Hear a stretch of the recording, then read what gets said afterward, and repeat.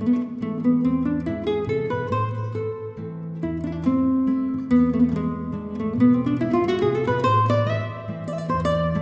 you for joining us today.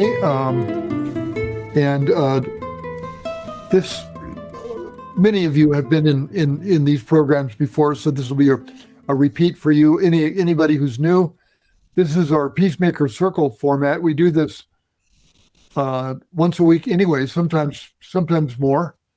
And what we're trying to do is find guests and find topics that appeal to the Zen Peacemaker practices and the way that we are in the world.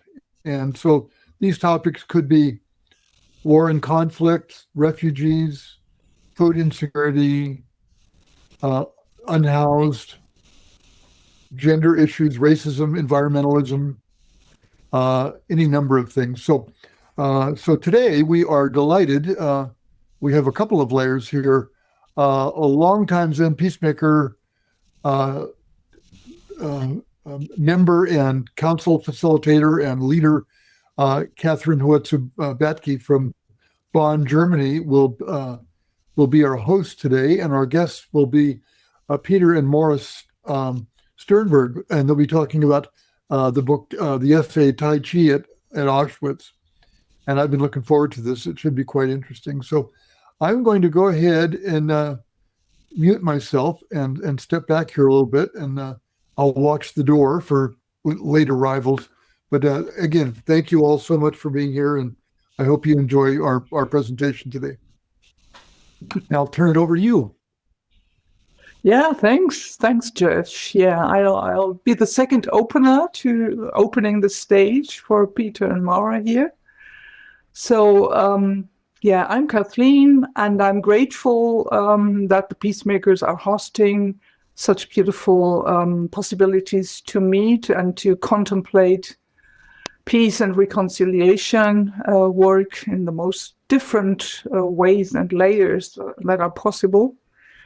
And when I had the idea to ask Jeff if the Peacemakers would host this presentation of an exciting book, Jeff immediately said yes, and so here we are now. It went fast since we were working on the book, and especially on the German translation, which Peter and I, and partly also Maura, did for the last kind of almost a year, Peter, I think. So yes, I have the honor, and I'm delighted to introduce Peter and Maura here on the screen, and knowing that there are a lot of friends of mine, but also of Peter here on the screen in the room. Wonderful to meet. And Peter and I, we met 2014 in the Auschwitz-Birkenau bearing witness retreat of the Zen Peacemakers at the bus in Krakow, off to the site of Auschwitz I. And since then, we are in touch with some of others who are here in this circle. And as in 2014, at the end of this retreat, we did a writing workshop, and for the book that some of you may know, the Pearls of Ash and Ore book that came out for the 20th anniversary of this bearing witness practice there. And Peter's essay on his experience is in this book, and that's kind of how our writing connection and being in touch about this kind of work, peace work, is proceeding and unfolding, I would say. So I can say that I just want to quote a bit about Peter and Maura on their personalities before they start sharing on their book and reading passages, so that you know who's here, and then maybe give you both a word to say hello. That's maybe helpful before we start with the program for today. So Peter says about himself, he's a psychotherapist living in a suburb of Chicago with his wife Maggie. They are having 3 daughters, which Maura is the eldest of. He is not only interested but active in co-running elder warrior retreats in the US with former soldiers or people who have been in Vietnam and so on, together with a Christian person, Michael. You can pronounce the name yourself later. Chichinado. Yes. And he's helping organizing healing retreats at site of atrocities around the world in the meantime, and teaching people how to use counsel for peer support in troubled times. So as Jeff said in the beginning, there's a lot of overlap it's just one practice that we all try to do. And Peter is very active in that, I sense always. Because I'm kind of lazy and get done maybe 2 councils a year, and Peter, I don't know, 20 or 50, I don't know. You're so active, you have such a lot of energy. Exciting. And that's why he also does a lot of sports, hiking, traveling, skiing, and of course martial arts. And that's why, as you can imagine from the title of the book, Tai Chi in Auschwitz, that he's doing Tai Chi a lot. And there's a lot about his experience with Tai Chi in the book. So welcome, Peter. You want to say hello for the first moment? Welcome. You're going to go on with Maura right now, and an introduction of Maura? Yes. Okay. Cool. Yes, I will do that now. Just wanted to hear your hello voice. So Maura, welcome to you too. It's wonderful to get to know you and to meet you and to have you here today. Maura, is the eldest daughter of Peter and Maggie, is a Zen Shiatsu practitioner and the co-director of the Holy Well, a women's health organization. She lives with her beloved and friends on a farm outside of Portland in Oregon. She writes and teaches and practices herbalism, offers body work, and facilitates healing ceremony. In between, as she says, running after chickens and goats on the farm. That's what everyday life asks of you, of course. So, Maura, I'm so glad to get to know you, and let us hear your voice with a hello and welcome. Hello, everyone. It's been so lovely to get to work with you, Kathleen, and to get to prepare for this revealing of what Dad and I have been working on for so long. Yeah, exactly. So I also hope that this session will give all of you a kind of an impression of this unique collaboration of a father and a daughter on putting experiences together in a book that is now out in English and will soon also be out in German. And what we are planning to do today, as we, of course, cannot cover the whole richness and abundance of the experiences that Peter and Maura carry on this healing and reconciliation journey, it will be bits and pieces, and we want to give you an expression, and of course invite you to maybe take a deeper look into that book, read it and enjoy it or learn from it and talk about it, share about it in this community of the Peacemakers and in other places as well. So we're going to have kind of 3 parts of reading of Peter and Maura for bits and pieces from the book. Then in between, we'll have a bit of conversation about issues. I would like to put some questions to Peter and Maura in the beginning, but you are all welcome to put thoughts or questions into the chat. As we are so many today here, we will have a kind of a bit of time, like half an hour at the end of this session for an open discussion and sharing, conversation. So in this first part of this session, we'll have Peter and Maura reading and a bit of contemplation of basic thoughts that are shown in these texts and writing pieces. So this is about how it will go. We have 1.5 hours, and you are, as I said, welcome to share what you feel and think and experience in the chat until we then open up for discussion later in this session. And this is a book presentation as a format, including questions and answers, of course. And still, it's the issue, maybe many of you have been to bearing witness retreats or have their experience with atrocity and difficult places and trauma. So I invite us all to take good care of ourselves while listening and be good to ourselves and watch our nervous system, our body, and return to our body once we feel maybe upset or something. And so as we're online and not together in a circle, we are asked to take good care of ourselves where we are. So you're welcome. And let's go. We'll starting with the reading and sharing about the book. So the word to you, Peter. Thank you, Kathleen, and thank you, Jeff and the Zen Peacemakers for hosting us, and thank you all for taking time out of your day to be with Maura and myself. We very much appreciate that.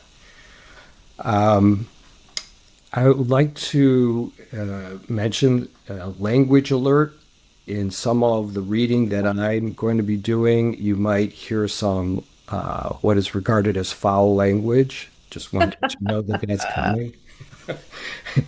Those of you who know me well are not surprised. I also, before I read the first segment, want to give a bit of a preview and mention this.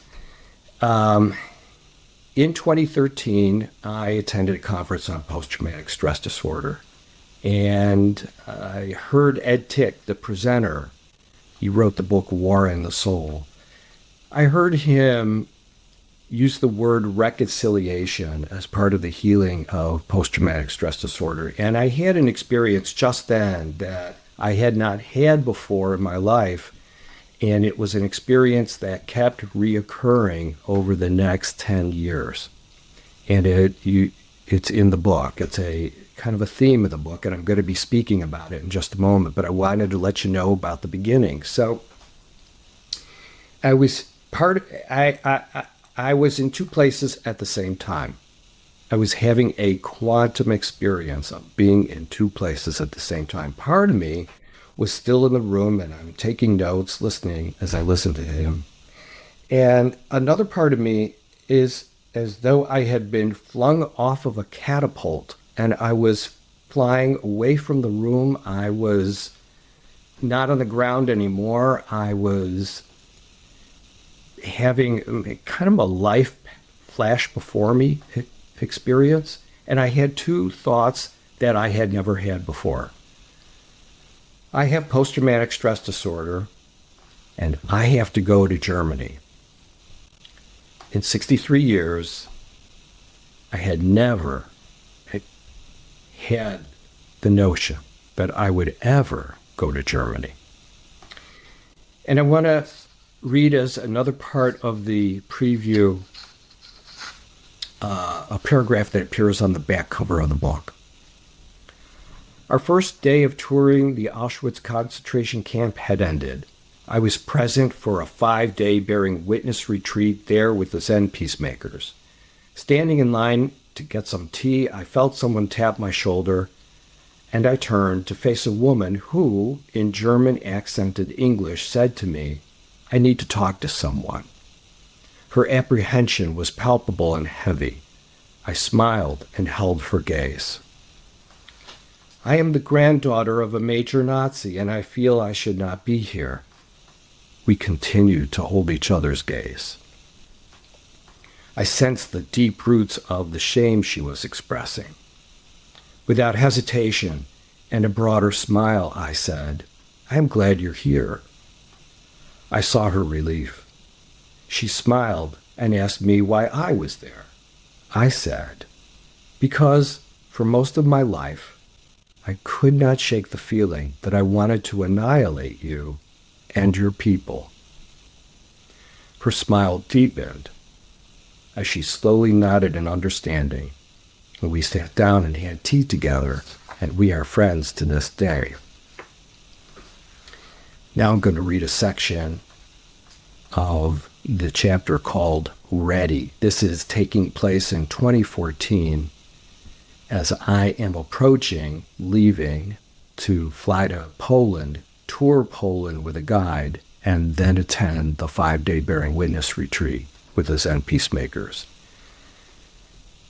I'd been searching for the correct word to capture my state of mind. It wasn't anxiety. It turned out to be dread. This morning, I again had the quantum experience of being in two places at once. I knew I would have a good trip, an exciting and possibly life-changing set of experiences, meeting interesting people, and meet some nice Polish people. Yet in my mind's eye, I saw the plane. The door opened for boarding. I saw an overlay of a boxcar with the door open.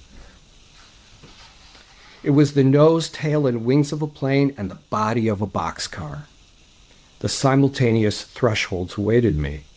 I was anxious. No, I had dread. I was propelled by dread. Have I got everything? It's 7 weeks before I leave. 7 weeks. How did that happen? I went over my list. Yup, I've been going about this very well. Very organized. Flights set since January. The hotels in Warsaw, Lublin, and Krakow were paid for. The retreat paid for. I got my single room and the add-on excursions. I got things squared away with the guide, got the itinerary. I'd gone over the guidance from the Zen Peacemakers several times. I bought 2 sets of waterproof boots and warm socks. I'd purchased the new waterproof winter jacket. I'd read the books on the prep list and gone way beyond that. I was in good physical shape. I had my pack list prepared. I'd shown it to my wife to double check. I had enough medication to open a small pharmacy and layers of clothes for the cold. The family pictures were on my phone. I had my music. I had my earbuds, computer, chargers, pens, writing material. All the personal items I would need to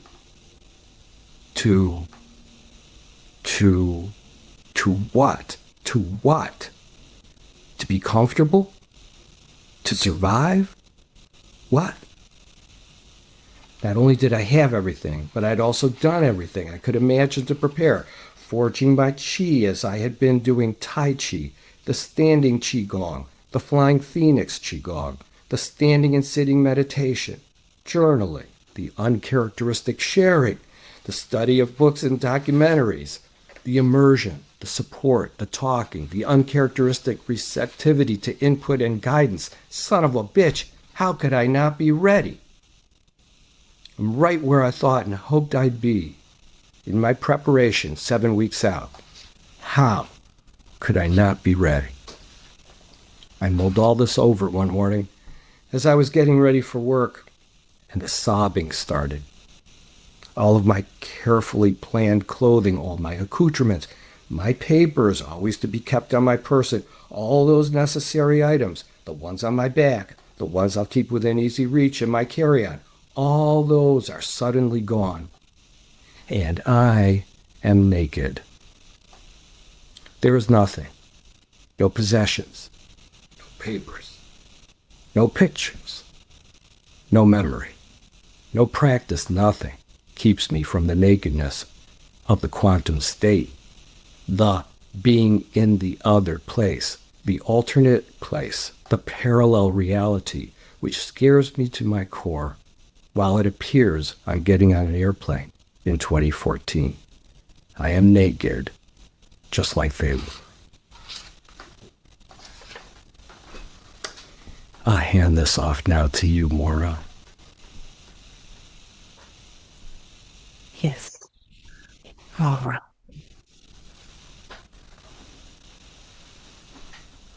This piece is called Parallel Tracks.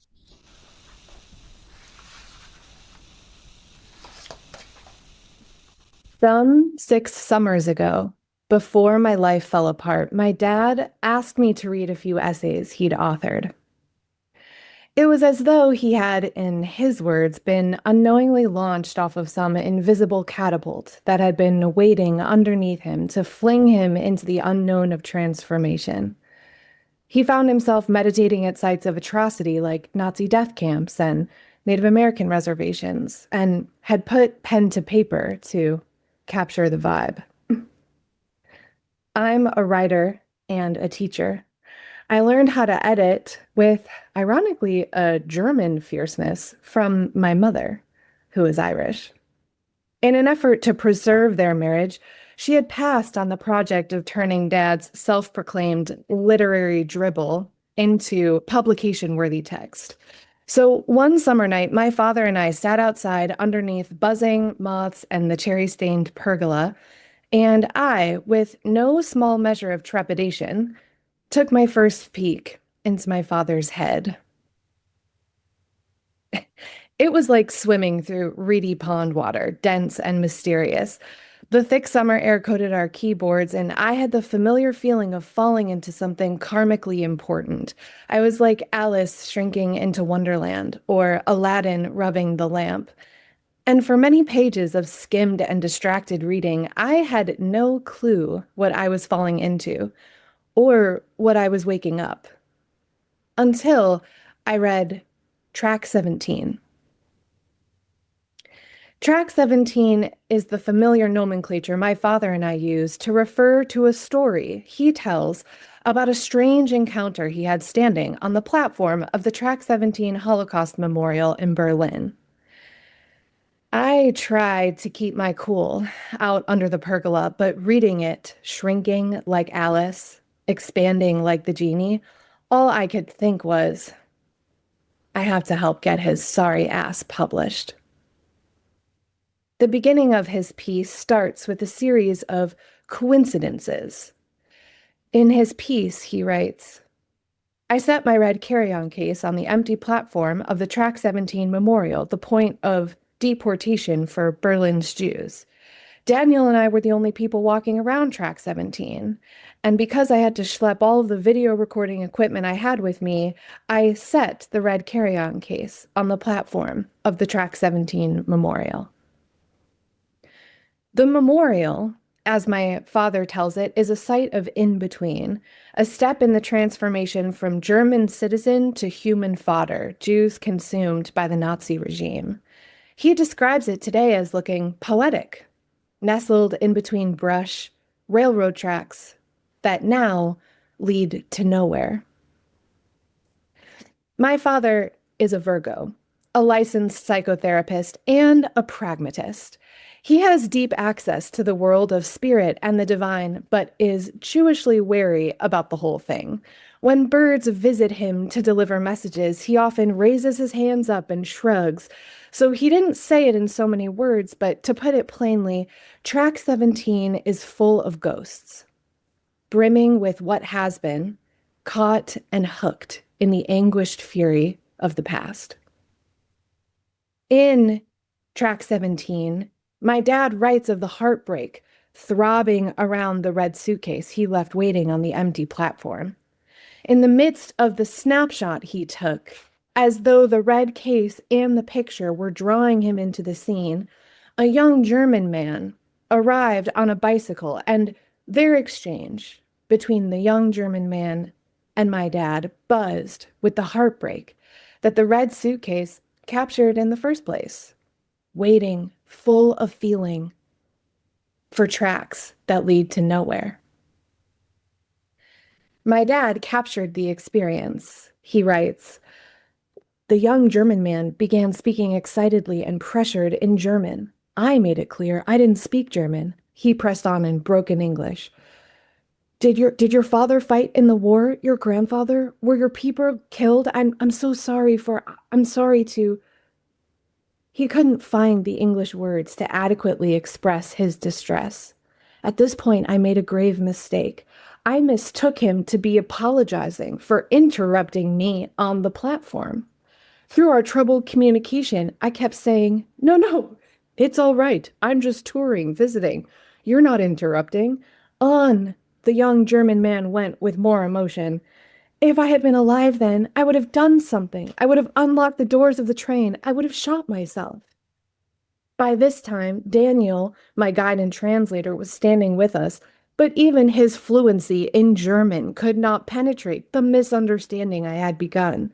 Although I knew he was talking about the war and the Holocaust, for some reason I could not grasp that he was apologizing to me in such a driven way for it. Picking up on my understanding, Daniel too thought he was apologetic for interrupting what we were doing on the platform of track 17. The young German man finished his desperate and emotional monologue, got back on his bike, and rode off.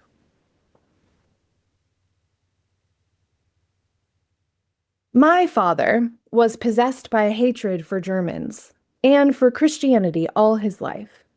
He considered them his enemies. And he is well versed in dramatic irony, because he married an Irish Catholic woman and spends as much time as he can these days doing Taoist practices. In his writing, he admits to rage-fueled retribution fantasies of wiping Germany off the face of the earth for committing the mind-bending atrocity of the Holocaust. Like a vengeful, war-lusty god, his dreams of finally getting a chance of payback would not abate. So, in this in-between place, with the red suitcase waiting like heartbreak on the train platform, with my Jewish father in unknowing holy communion with ghosts and grief and rage and love, a German man arrives to openly apologize for his people's crimes. And my father, so reluctantly reverent and boneheaded, misses it completely. Two men, souls touching, hearts racing, with minds and tongues riding opposite trains on parallel tracks that led to nowhere. Within minutes, in the story, my father realized too late what the German man was trying to communicate. With me, he honors this man in retrospect, wishing he could tell him that he need suffer no guilt for his ancestors' behavior, that the young man's acknowledgement is heard and received, and after all, America's colonizing and racist crimes are ongoing, and how good at we are taking responsibility over here? Not great. Out under the pergola, my father laments to me.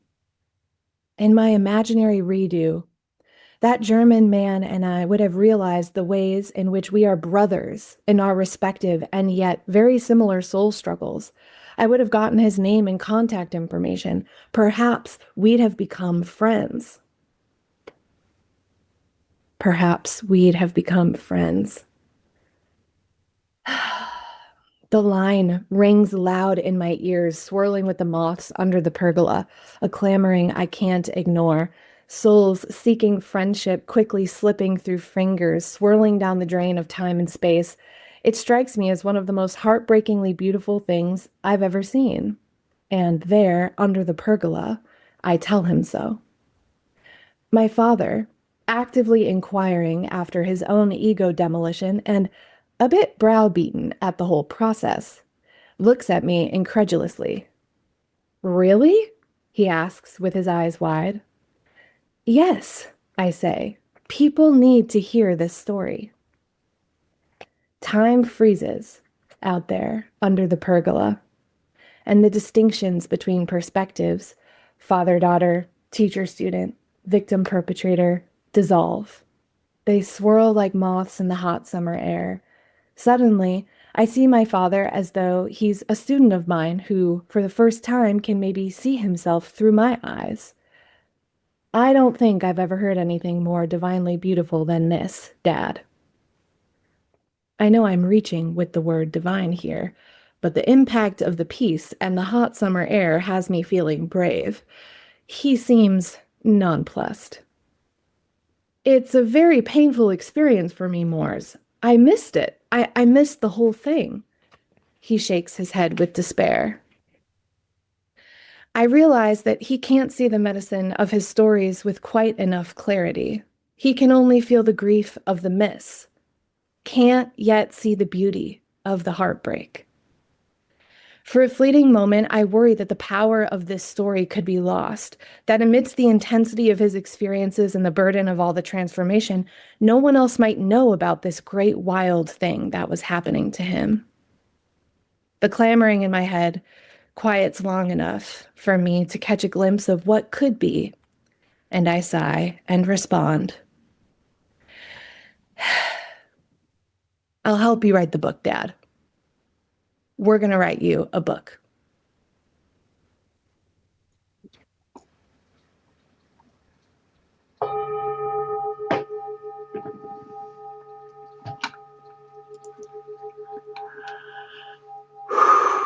Yes, I think the energy of this work is spreading out here in the space already. Just two short questions for reflection to the two of you on these passages. So, Peter, ready is the question, and you've been speaking about PTSD and the catapult and nakedness. So what for you are the ingredients to open up to such an experience that you did, like you did, and to plunging into something you cannot control? What does it need? What does it take? Maura uses this phrase a couple of times later on in the book.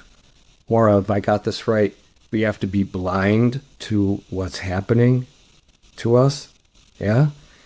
That's pretty much the description of my process. None of this was thought out and planned. I don't know how I could have possibly done that.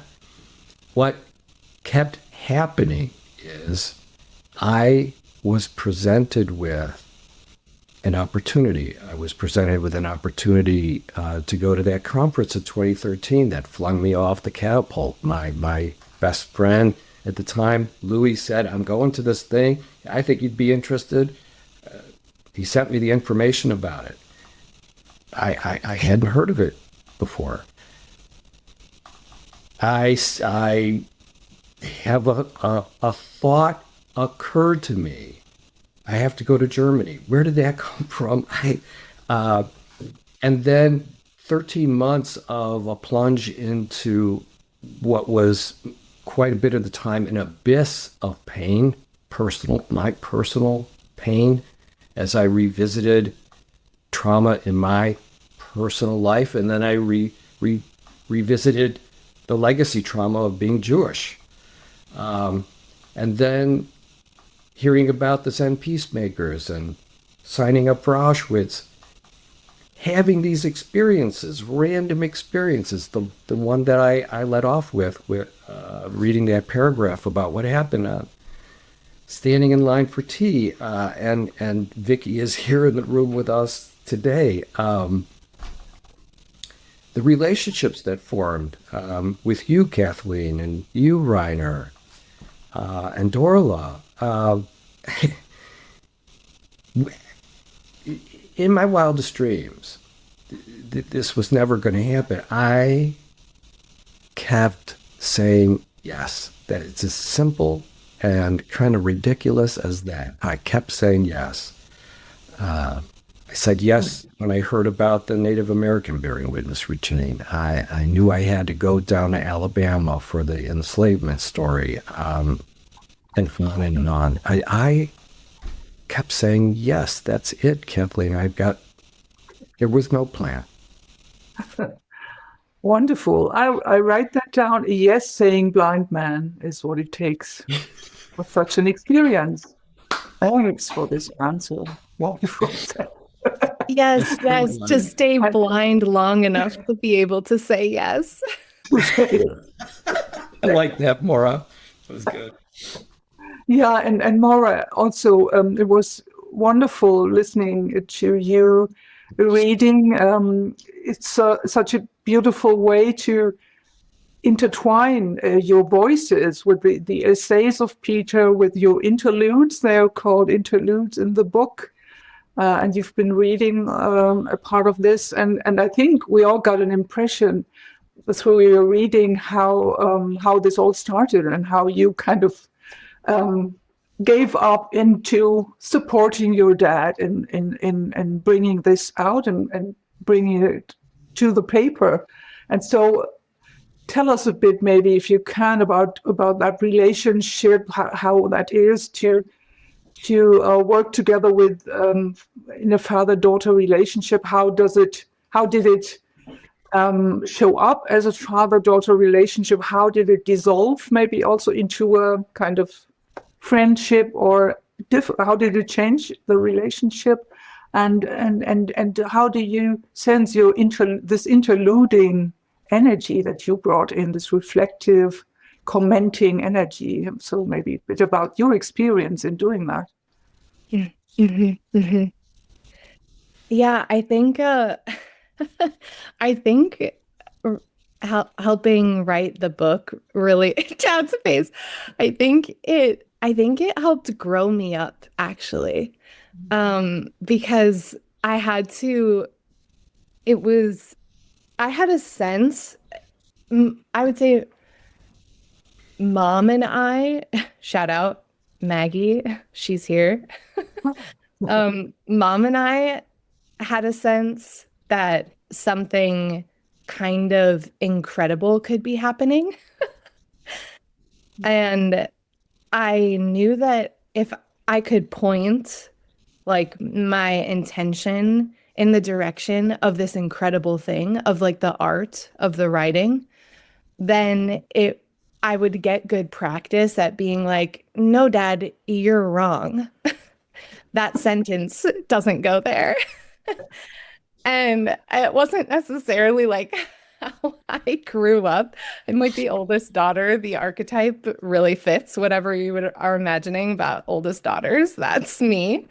And yeah, we had to go kind of round for round on a lot of it, and it helped me refine. I learned a lot about what it means to need to be blind in order to say yes. Like, I learned a lot of about the quantum, about the way that I think I experience the universe working.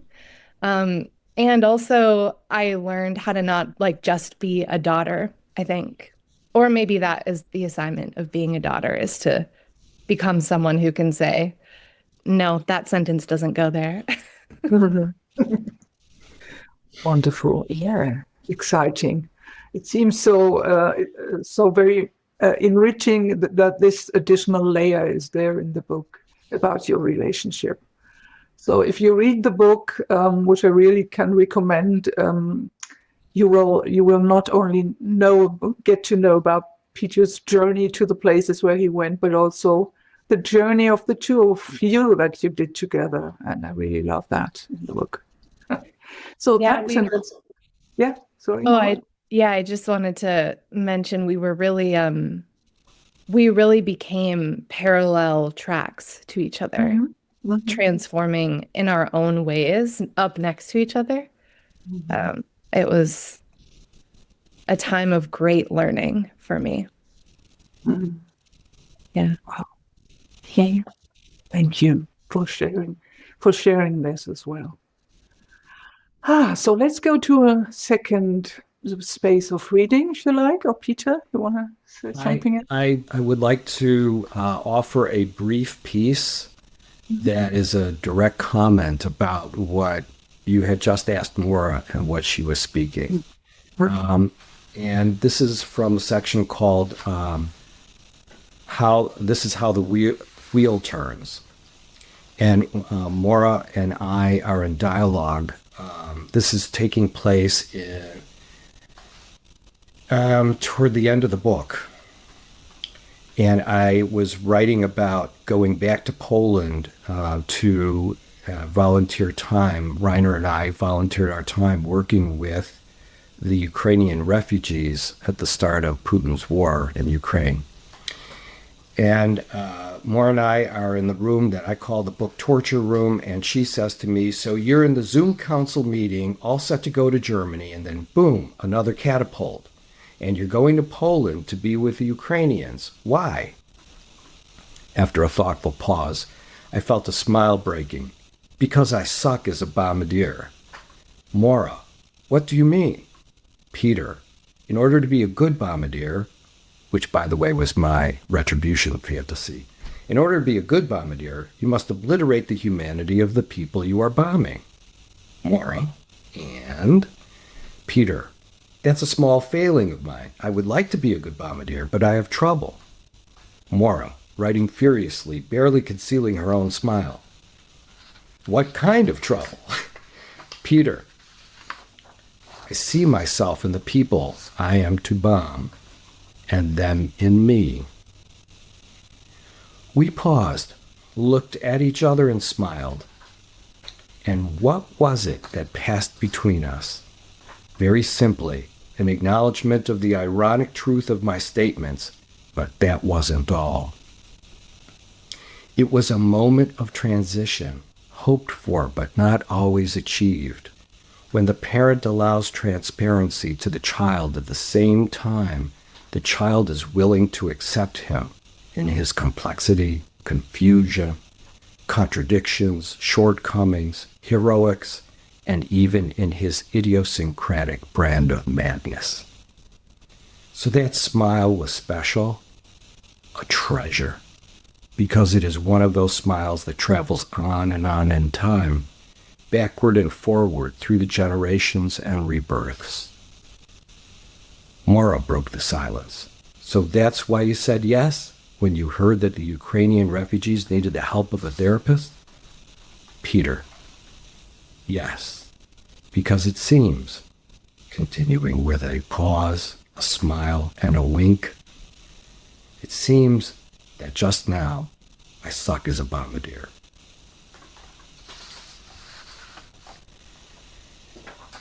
And that is for me a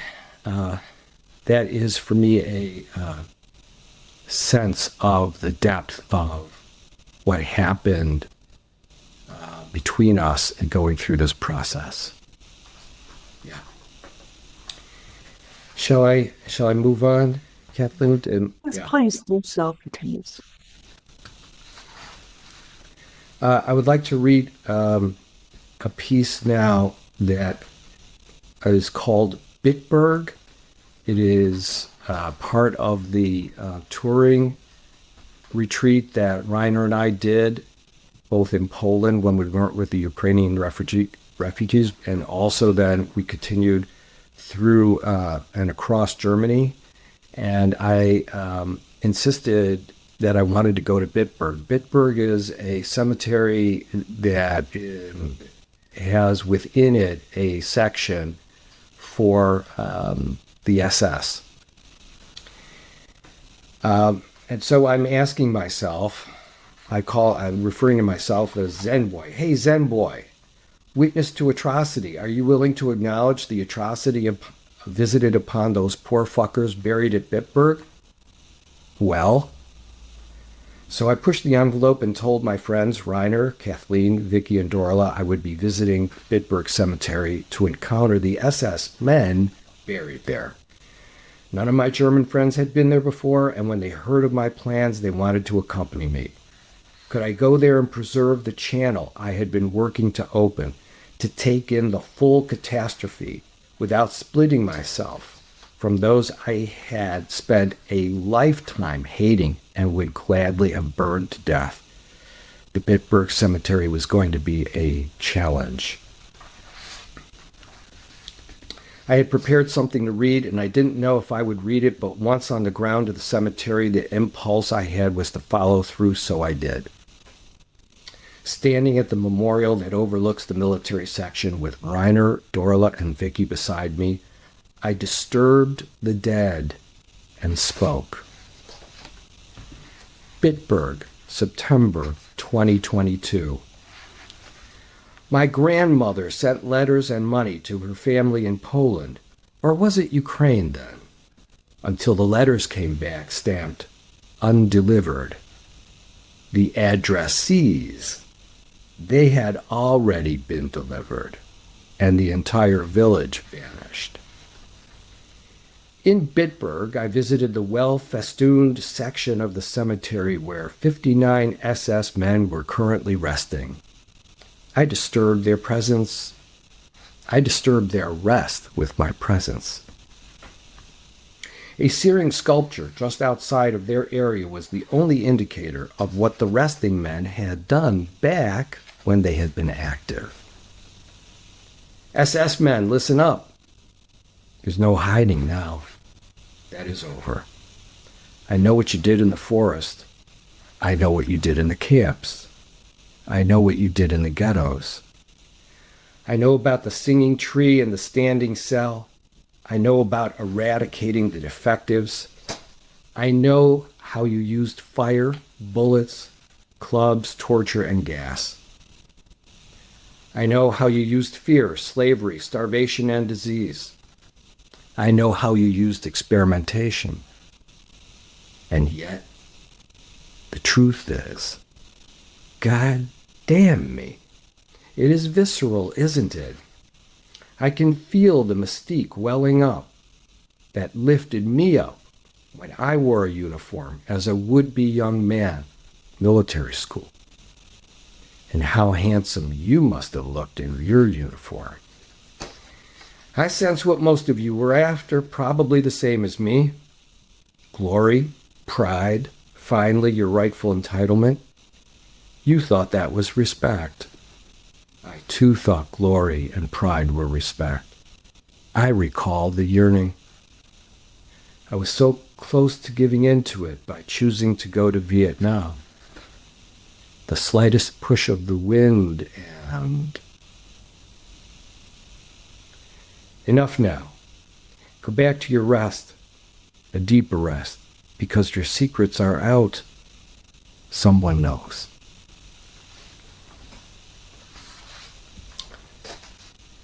We were all moved by the experience of being there. I was glad for the way I encountered the dead SS and the way I was with my friends. I was so grateful for their helping me present myself to my most notorious enemies. This outing was powerful for us all. And in silence, we walked back to the car and then applied ourselves to finding a cafe in the quaint town of Bitburg, Germany. All of us of one mind that reconciliation and restoration at this moment involved pastries and coffee.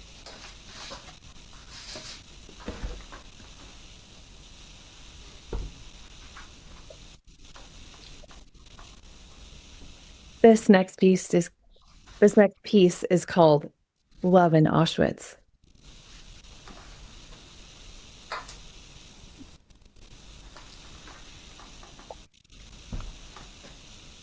Truth be told, it was a little harrowing sending my father off to Poland. I hope we get him back in one piece, my mother muttered when he hoisted his luggage into the taxi. At least he's got the birds, I thought, when we waved goodbye from the front door. My sisters, my mother, and I had witnessed 13 months of his dark night of the soul in preparation for this trip. Honestly, we didn't know if we were going to get him back in one piece. We really weren't sure what Poland was going to do to him. But he did return to us, intact and transformed. Auschwitz had changed him. He was still Peter, the competent psychotherapist, and our father, the enforcer of proper dishwasher loading technique. But also, he was completely different. It was something that bordered on miraculous. Peter Sternberg, also known as Peter the Bombardier, went to Auschwitz and came back with peace in his eyes. Incredible.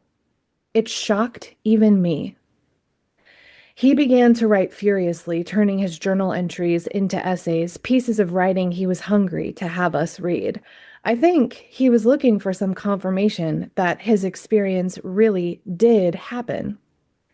Yes, in Poland, the food was good. you were safe, and some of the music was lovely.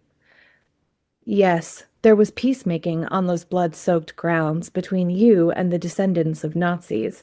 Yes, it seems, even amongst all the hauntings, you all had a wedding. And also, I think he wanted us to be able to taste the immense transformation that was occurring, to show us the power of the great undoing and becoming he was in the middle of. It's not every day that a daughter gets to watch her father transform. In retrospect, it became clear that Tai Chi and Qigong opened him up to the spiritual experience he was able to have at Auschwitz. He didn't have to take the presence of Qi, the connection to universal energy, on blind faith. He wouldn't have been able to do that anyway, after leaving the big lie of the loving God from his childhood behind. But he couldn't deny the feeling of energy that coursed through his body when he practiced, or the peace that remained in him after. Thank God for daughters, because if not for Leah, my youngest sister, her interest in Tai Chi all those many years ago, I don't think Dad would have returned from Auschwitz intact. Not only intact, he returned home and was even able to write the line, quote, "Auschwitz had become a place of love." After all the months and years of book writing, I had learned to play it cool when I read his journal entries.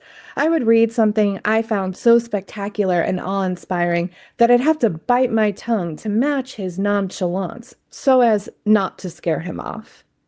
There were times, though, where I couldn't keep my cool. This was one of them. Auschwitz had become a place of love. When I read it, I wept. I tucked my face quietly behind my computer screen, letting the tears roll silently down my face. For many moments, sitting at the kitchen table, I couldn't really speak. "Dad, you went to Auschwitz and you went to a wedding." "A wedding?" I said quietly after my first reading. "A wedding outside of the women's barracks. It's inconceivable. How beautiful that is. Each of you playing your parts to be standing on that desecrated dirt so that love could live on that land again. I don't know, it feels to me like God." I saw the focus in his face. We didn't often talk about God. Well, yeah, I think I get what you mean there, Moors. He paused, reconsidering the writing on his laptop. His hand held his cheek. I mean, we were all a part of some big unifying and kind of transcendent thing, so yeah, I can see it. Kind of like God. We were united in our incredulity at the power of his experience. It's hard to fathom that something so beautiful could happen to someone who was so reluctant to see the beauty in the first place. How was Auschwitz? Oh, it was good, amazing, beautiful, transformative, he'd say, with a smile when anyone asked about his trip. He was relaxed now, steady and content. I'm looking forward to going back. This, of course, always sounded a little bit insane, but it was good to hear. Good to have him back in one piece. Good to see my father's burgeoning faith in love and God, and good that he had been bolstered by his first plunge into reconciliation, because shortly thereafter, he would be bearing witness on a Lakota Sioux reservation, and then again in Alabama, bearing witness to the history of enslavement in America. More book writing for us. And then, because he swore he never would, he was getting ready to finally go to Germany.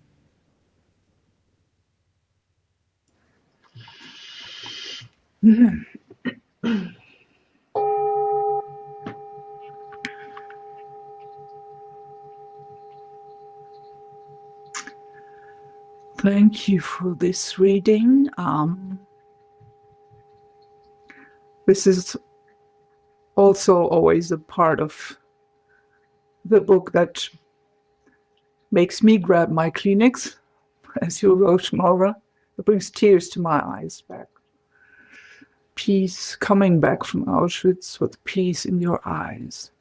And there are many here in the room that share this experience because they were also part of these retreats. Peter, I learned from you, even though you started off with wanting to kill all of us, Germans, that it wasn't only us, as I say, the Germans who were perpetrators. So we decided that you would also read part of your Alabama experience here. Would you be willing to do that now? To confront yourself with what happened in your own country as well. Will you unmute, Dad? A microphone, Peter. Yes, very much needed, both to unmute, but also to tie this back into what our history is here in the United States. But I want to also speak of this personally. In it and throughout the book, I write about my confrontation with myself as a perpetrator. And I'm not going to go into the detail of that right now. It would require another hour and a half. But it's personal as well as cultural. That's what you wanted to say. Okay, this is called Orgy for the Ego. It is a theme that is embedded in this book. I traveled to Alabama in 2018 to plunge into an encounter with racism and enslavement in America. At that time, there weren't organized retreat offerings as there are now. The Zen Peacemakers, Compassionate Listening, to name two. So I went on my own. I traveled to Birmingham, Selma, and Montgomery. In Montgomery, I attended the newly opened Legacy Museum and the Lynching Memorial, two exceptionally powerful, constructive places for encountering racial atrocity in America. It was during this solo bearing witness retreat that I had an insight into racism and our predilection for inhuman behavior. There are many compelling aspects to the Memorial Museum, not the least of which is that it is housed in a former slave warehouse. One exhibit brought me to the insight that travels through this book. There is a section of the museum that has displays, posters, and newspaper articles that advertised, announced, and covered lynchings. In one instance, a black man had been falsely arrested for the travesty of having in some way challenged the social order. This occurred routinely to black people by simply being too successful in business, or failing to be adequately deferential to whites, or daring to make eye contact with a white person, especially true if it was a black man accused of looking at a white woman. The offended citizens demanded justice. They demanded a lynching. The lawman holding the black man in jail said they had no choice but to acquiesce to the demands of the people. But lest you think the people were acting impulsively or spontaneously, in the heat of the moment, the righteous outrage about the continued existence of the jailed black man was advertised in newspaper articles along with the call to action. The lynch mob was a crowd of 5,000, some people traveling a significant distance to be in attendance. 5,000 white men, white women, their children, their preachers, reporters, and photographers all came to be part of a blood spectacle. The newspaper description was of a carnival atmosphere. The black man was slowly hanged, meaning his body writhed, twisted, and jerked while struggling to stay alive and to die at the same time. From his dead hanging body, the white seekers of justice cut off his fingers and sold them on the spot as souvenirs. Once out of digits, they proceeded to shoot his body 2,000 times. They shot the rope holding his body, bringing his body crashing to the ground. Then they set his body on fire. Pictures of the carnage became postcards that were sent through the mail. Standing in the museum, seeing those photos and reading the newspaper account, I was staggered, sickened, and ashamed. I moved very slowly around the exhibit, pushing myself to take in the horror of it. I felt it was my duty to bear witness, not to look away from what my race did, and to acknowledge the depth and the breadth of the horror inflicted upon another's life, a family's life, and the lives of an entire race. I looked closely at the photos of the white people gathered around the dying or dead victims, the hanged, the burned, the mutilated. One photo shows the male victim from mid-shin down. I studied the faces of the adults and the children who gathered around, looking straight at the camera. I tried to fathom how they were impacted by their participation. The child abuser or the spouse beater sometimes has a passing moment of remorse or regret or even fear of being caught once their frenzy has passed. Was that possible here? And for all my studying of those photos, only once in a while did I see on a white face anything that approached apprehension or consternation, that a deed had just been done that was a desecration, a crime, and that they had participated in a sadistic frenzy. Now the insight. That 5,000-person carnival of sadistic frenzy, complete with souvenirs, was an orgy. Not an orgy in the usual sense of the word. It wasn't sexual. It was an orgy for the ego. The descent into madness on display in those pictures I saw at the Memorial Museum in Montgomery was, for the mob, as it is for us all, a desperate effort to identify with the force that orders the universe, the force that puts us here, and the force that takes us away. In our identification with the creator-destroyer, in our imitation of the creator and destroyer, we get to say who or what matters. We get to say what value anything or anyone has. In our eyes, we turned ourselves into junior gods. This is the triumph of the ego, elevating itself from the mere status of dust to the status of a demigod. Status, hierarchy, rank, all our ways of measuring our value and powers as demigods. Not that long ago, if you were a white person in America who felt your special status had been maligned or trodden upon by a racial inferior, you were able to remedy that insult to your natural-born entitlement by inflicting terror, torture, and murder with impunity. Humans have been using orgies for the ego to prop up their individual and communal egos forever. The stories are ubiquitous. Orgies for the ego, the devil hero story, are a time-tested way to imagine that someone wasn't standing on our back in order to elevate themselves, and that our fate of aging and soon dead sentient beings wasn't waiting for us. Thank you. And thank you, yes. Well, I think these three passages really give us an impression of the hardship you also took on for your reconciliation. The full catastrophe you've been speaking of as well really shows up in these pieces, makes me shiver and cry. So it's really strong and heavy work. There's one question from Stephen.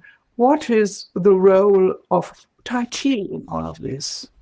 Would you say a couple of words on that? So glad for that question.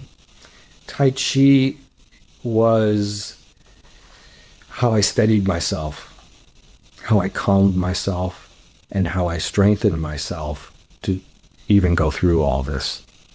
It was there from the beginning. When I got back from the conference in 2013, I was already a very vivid Tai Chi practitioner, but I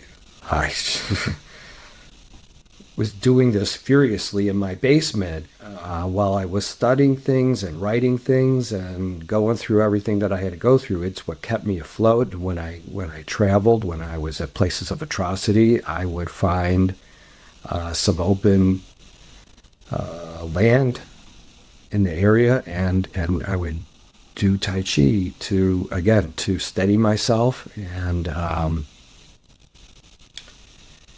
harmonize my energy, and also reconnect with the universal source, because that's what Qi is, the universal source. And when I can feel it in my hands, somehow that calms me. Really. And I also had the honor, as some of us in Buchenwald or other places, to share Tai Chi or Qigong with you, guided by you, in a group. And the experience of that was also very strong, and the collective experience of having these movements and connecting to this source made a great part of being in these places together.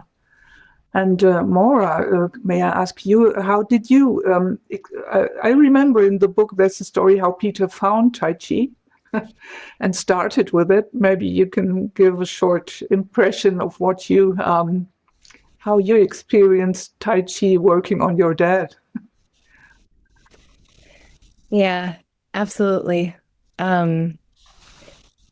It started kind of under the radar, the transformation from it. I mean, because he was to us, me, Ellie and Liam, me and my sisters, he's always been like a martial artist. But it kind of coincided with me bringing my awareness to him talking to the trees in the backyard. He'd be doing Tai Chi and like holding this pose. And then he'd sort of stop and wander over to a tree in the backyard, and we would watch and be like, that guy's talking to those. That guy is having a conversation with that tree over there. And it, to me, in retrospect, it feels like it made you softer and stronger from the outside looking in. And it was something we would do together, some variations of it. We, as a family, did it together with my mom before procedure, or with my sisters before a big event if I was nervous, or things like that. Kind of became a way of being with. Yeah. And really experience the inner movement also in the body, in the cells, and giving it an expression. In through the body and through movement. Yeah, that's really, and many who are here could tell stories about the experience of sharing Tai Chi with Peter in these places. So thank you. For the moment, due to time, I already wrote to Laura. Please write the question in the chat for the moment, and we'll have just one more piece of reading, and then we can open up a bit more to your impressions and questions to those who are here. So, Peter, may I invite you to a bowl of soup? If you don't mind reading that. I'd love to read German Soup. This appears near the end of the book.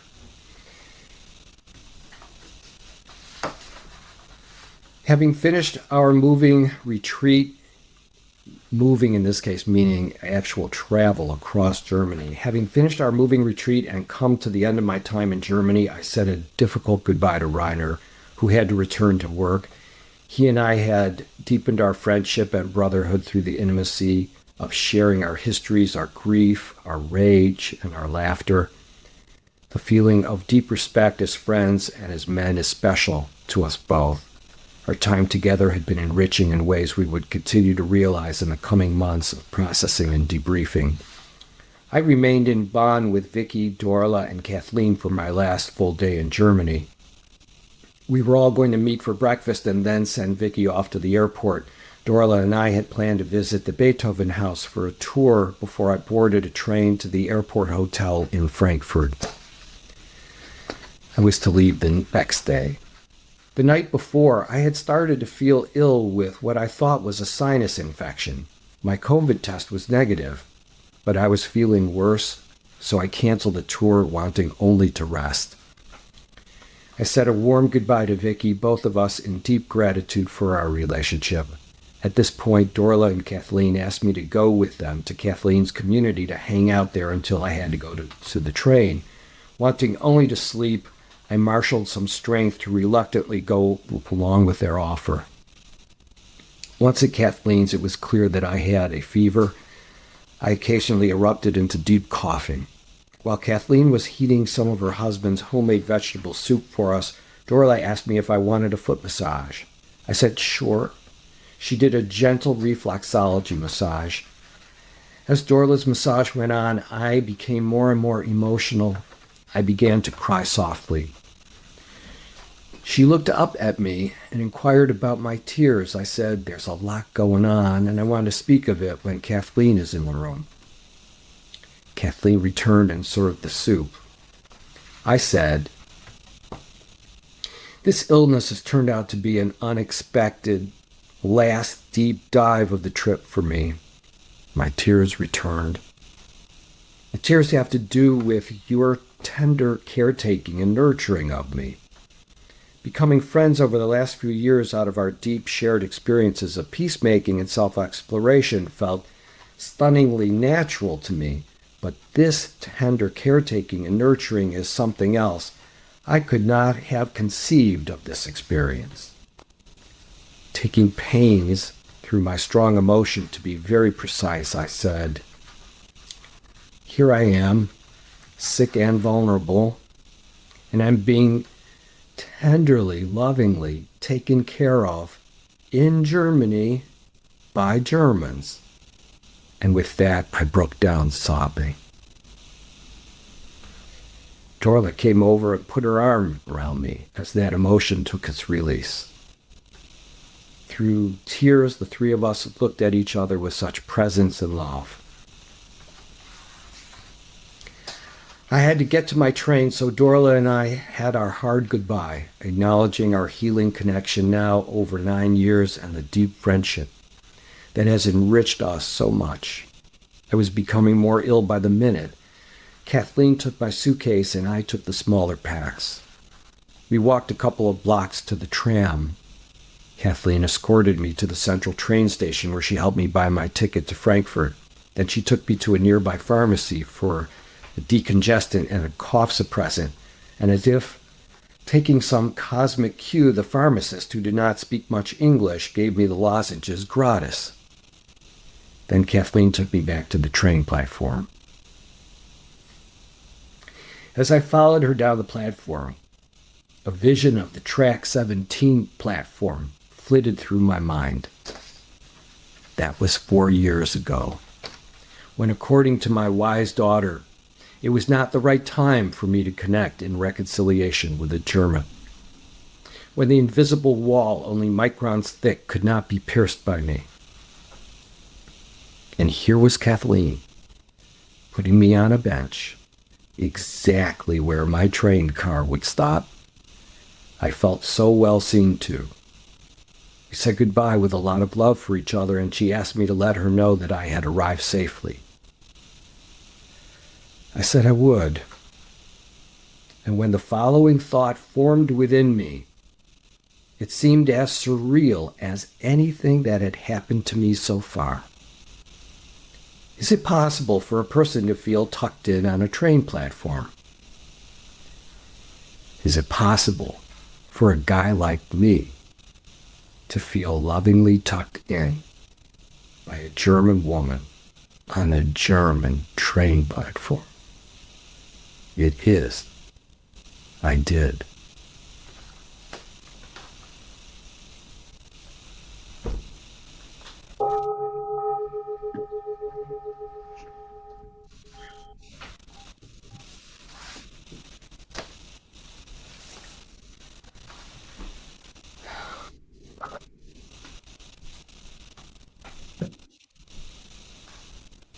Thank you. When I read this, I felt a circle closing in a way. I was very deeply touched by these train tracks stories. Thank you. This is what we have decided to read today, what you decided to read today, the two of you. I thank you so much. There's a respond or resonance by Laura, who raised her hand, and if we are all ready, we can take a couple of questions or resonances here. That's okay for you, Peter and Maura, in this moment? Yes. So, Laura, are you there somewhere? You like to open your mic? And, Yes, I am here. I apologize for not being on camera. I actually have COVID now, and so I'd rather not be on camera. But I wanted to comment about the structure of the book. I really just love how each chapter can be a complete standalone, but yet every chapter together holds the thread, with the Tai Chi and the themes. But for me, being able to just read a chapter and I'll just hang out in that chapter for weeks, maybe. And so it's timing. There's just so much timing. And Peter and Maura have been talking about that nothing was really planned. It just evolved and opportunities were taken that presented themselves. So I'm only about halfway through the book right now. And I want to go back to your recounting, Peter, of the Alabama experience you had at the museum. And I apologize if my speaking is difficult because it makes my asthma come out. So I have a difficult time because of emotional things. So when you were talking and you told the whole story of the lynchings,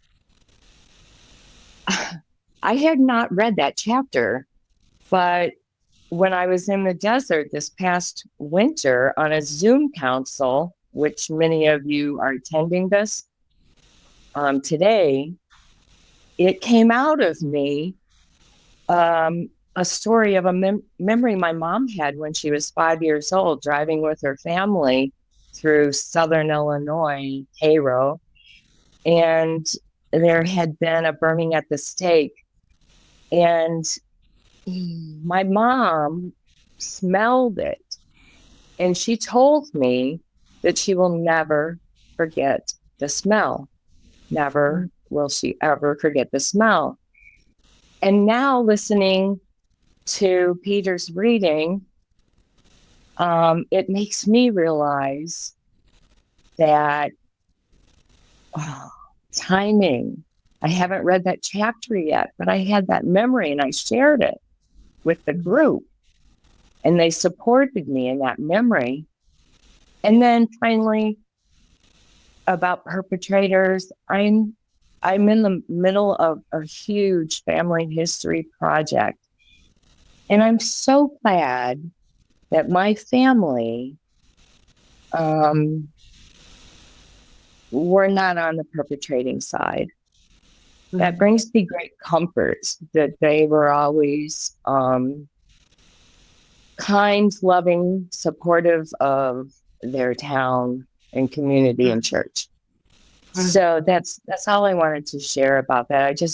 I really appreciate the book, and it's life-changing to me, even though I've known Peter for a long time, and almost every chapter I read, I go, oh yeah, I know that about him. It's so good to hear the beauty of his story, writing it with his daughter. And in my research, I'm just going to end with this, and then I'll stop taking up so much time. But in my family research, to tell it to my family, I was struggling. I knew I couldn't write a book. And I had been reading Peter's book, and when his daughter said, I will help you write your book, in my mind, my grandmother appeared and said to me, Wari, I will help you tell my story. So it's just come full circle for me today, being included on this. So thank you. Thank you, Laura. You want to resonate with that, Peter? Especially maybe on the aspect of happy to be not on the side of the perpetrators? I take a large view of the word perpetrator and feel identified with the group of people who have done evil things here in this country. They may not have been Jews. My family weren't here for most of the colonizing that went on here. But as a white person in this country, with the status that conveys, with the entitlement, with the fact that the riches of life here in the United States came on the backs of African Americans, Native Americans, Latinos.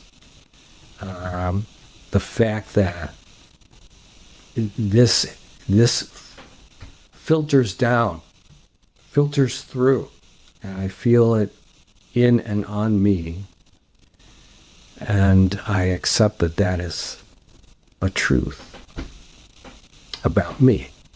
I say that in a very personal way. Yeah, thank you.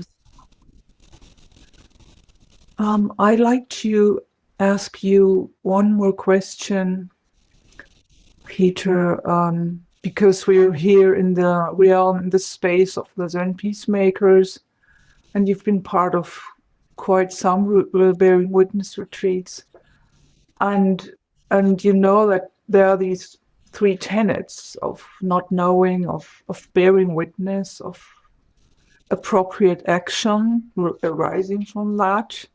So would you mind relating to these three tenets in your experience? How did they show up? Were they a kind of guidance or unfolding, or did they just happen, or not at all?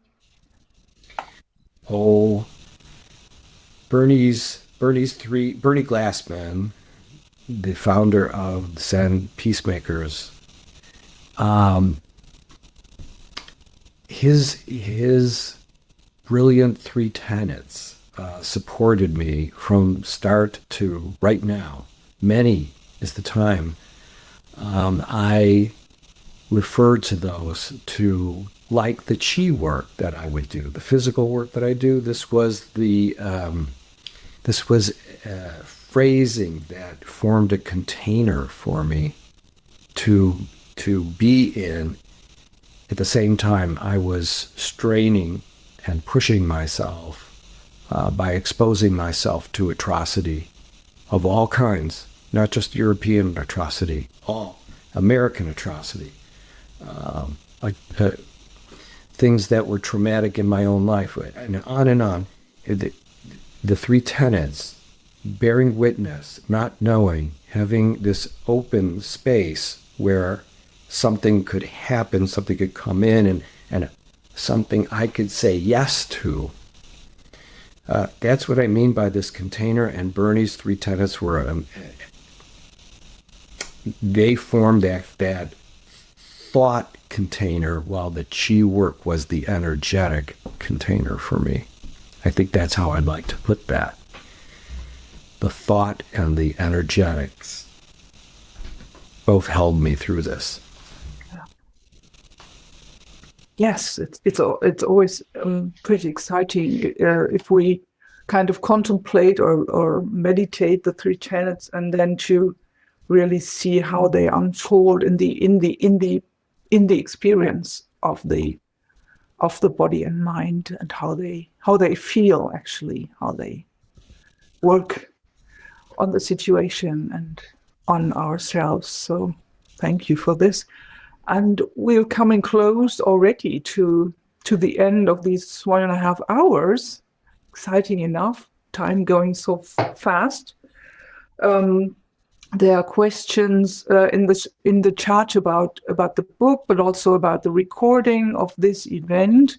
So I think we can take care of that through Jeff, who is here to take care of the Zen Peacemaking media library and so on. But it's just that we got a small glimpse of the richness of this journey that you share with us, Peter, and also through the eyes of your daughter, of you, Maura, which is so gives it all such a deep, another layer and another dimension of depth. Again, to this experience. It's really beautiful. And I think I enjoyed it very much, even though I know the book pretty well now by translating it. And I'm looking forward to the German edition somewhat time later this year. And maybe we can offer another session on it here, because we just only touched on very few aspects of the whole thing here. And I can imagine, as you said before, we can do another 1.5 hour session, about at least 10 on different aspects of the book. But this is a start, this is a sharing and an opening. So we're coming to an end. I would like to end with a big thank you to the two of you for your friendship, Peter, for your energy, Maura, your interluding practice, and also to the richness of getting to know you. Also to everyone who's here, thank you. To Jeff for the hosting of this event. To Dorle, Vicky, and Rainer for the siblingship that the 5 of us experienced through the last years, and all the German and international friends who are here. And before I close with a little quote, with a good wish for the book and the ongoing experience, if you would like to say some more words, Peter and Maura, I'll give the word to you. Maura, you want to say something, and then I would like to? Yeah. Thank you. Thanks, Dad, for letting me poke around in your business. And thank you, Mom, for teeing me up on this, guiding behind the scenes, as you so often always do. And thank you to all of the beloved people in my community who are here today. My heart is so full with you all being here, witnessing this part of me and of this project. And thank you also to my husband for helping gather me over the finish line many a time. I'd like to thank you, Maura, for today being in this with me, continuing in this with me. And I love the ease with which we move through the material, even now. And yeah, it's fun. And right, exactly. We had many laughs along the way as well. And I want to thank you, Kathleen, and again, you, Jeff, for hosting this, and Kathleen for guiding us through this. And I also want to thank my wife, Maggie, who is truly the behind-the-scenes person who has been a steadying influence through all of the upheaval that you heard about today and that appear in this book, and also my other daughters, Eliana and Leah, who are steadfast in their support and in their encouragement. These people are the family I never imagined I would ever have, and here we are. How about it? Wonderful. Wow. Full of gratitude, the world. Wonderful. Thank you. And apart from what might be happening here and with the book itself, Peter is also guiding councils on Auschwitz councils together with Ginny, who has been a long time a Bearing Witness retreat organizer for the Peacemakers, and with Rainer together. So look out for these opportunities to go on sharing with Peter and others here. And now the final quote that I would like to offer, because I was always very impressed of Peter's strong energy, is bombardier energy and the transformation of it. So I found a quote that seems to me fitting, that works well for the book, I think. So, and it sounds like this: Printer's ink has been running a race against gunpowder these many, many years. Ink is handicapped in a way, because you can blow up a man with gunpowder in half a second, while it may take 20 years to blow him up with a book. But the gunpowder destroys itself along with the victim, while a book can keep on exploding for centuries. And so this is what I wish for this book, to keep exploding in our heads and hearts. And we all might enjoy this explosion, different from gunpowder. May that vanish from the world's face. And let's book explode and be the axe in the frozen seas within us, as Franz Kafka also puts it. So thanks for this book and for your being. Thanks for having been here and sharing this precious lifetime with us.